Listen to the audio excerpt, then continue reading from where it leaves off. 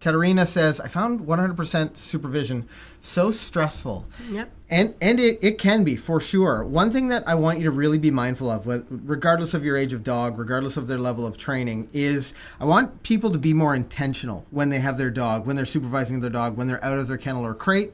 Because if you're doing things right, you're likely going to have a dog that when you aren't interacting with them, when you aren't engaging with them, when they go in their kennel or crate, they're ready to lie down. Mm-hmm. I mean, I think some of the mistakes I made long before I was introduced to McCann dogs as a dog owner, maybe just like you, is I just thought the dog should be wandering around all the time, like just be out of her kennel or crate. I didn't even have a kennel at that point. I didn't understand the value of crating. I just let her like meander around the house behind me, and for some reason I thought that was good for her. And in hindsight, and after helping so many students after I became a trainer, I realized how I could have done things way better. Mm-hmm. Talk just about like what is an average day when you have a dog in training. What does like an average day look like? Yeah.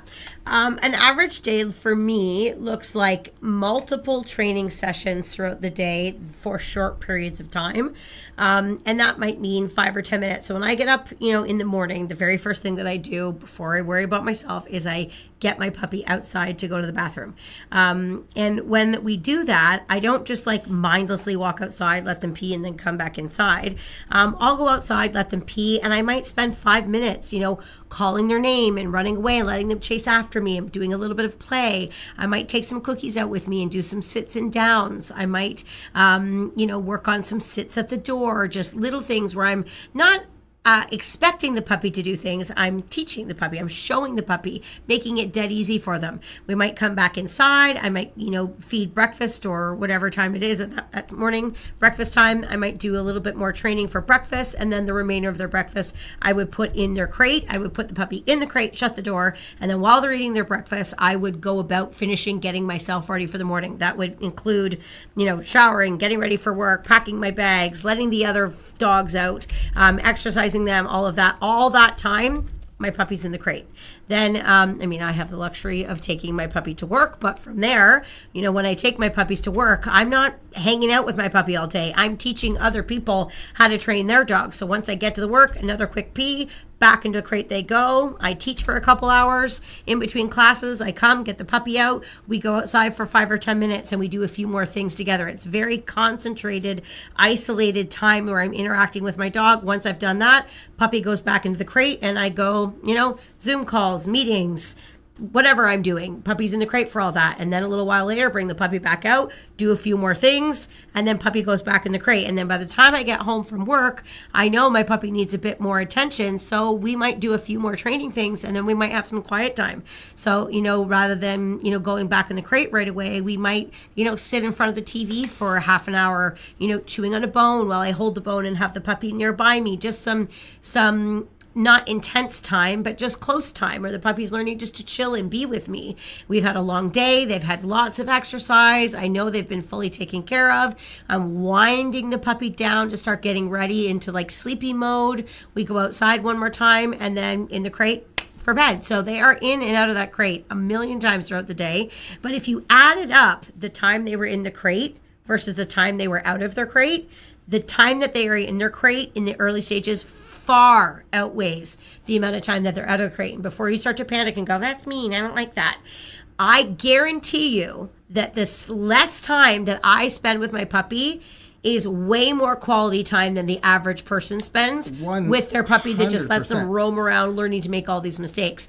Our puppies don't really learn to do a lot of poor things in the house, like stealing things, chewing things, house training, that kind of stuff, because they don't really get an opportunity to kind of be free will in the house to make their own choices. Our engagement with the puppies while they're young is so focused on development, bonding, relationship building, training, that when the puppy comes out of the crate, even after only a few weeks coming home, the puppy comes up and they just like stare at us. They're like, okay, well, what are we doing then? Yeah. Because that's just what they're used to. They're not ignoring us or running around the house. They don't want to.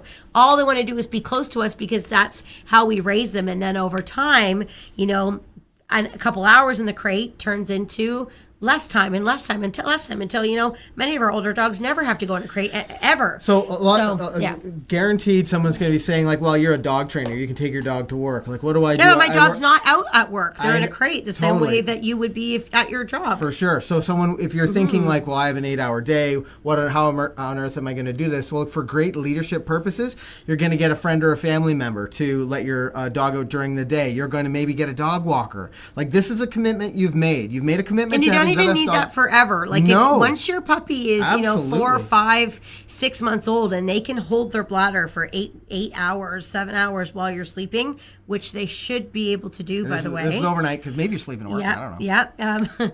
Yeah. This is overnight. But they should be able to do that during the day as well. Yeah. But obviously, you have to teach your dog how to do that. You can't just shove them in a crate for 8 hours and hope that they're okay. You've got to build into that. But they're perfectly capable of, spending some time in the crate. And, we often say to our people, if they feel guilty about that, what would you want your dog to be doing while you're away at work? If you ask me that question, I would want my dog to be like going somewhere and lying down, sleeping, maybe chewing a bone, not running around my house, not getting into my things, just lying down and sleeping. Well, they're going to do that in a crate. Yeah. So when I have a young dog that I can't trust, can't fathom leaving them loose in the house to their own devices so that they get to kind of make up their own little schedule for the day. That is not happening. So it's really important. But like when you're talking about this kind of thing, this starts early. You have this plan. Great leadership is what you do before you leave. Yeah. You're making a plan. Maybe you're getting up half an hour earlier than you normally do, 20 minutes earlier, whatever that might take. And you're going out of your way to exercise that dog, tire them out mentally, physically. You're really making sure that when they go in their kennel, they lie down, and they want to be in there. They want to relax. Yeah. And that's how you start to get those wins.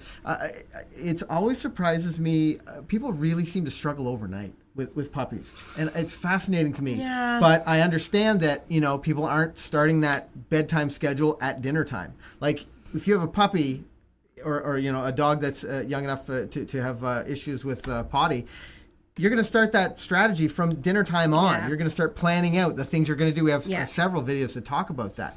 But that's how you get the wins, because that's great leadership. That's leadership that makes you go out of your way to do what's best for the dog. Yeah. Rather than what's most convenient for you.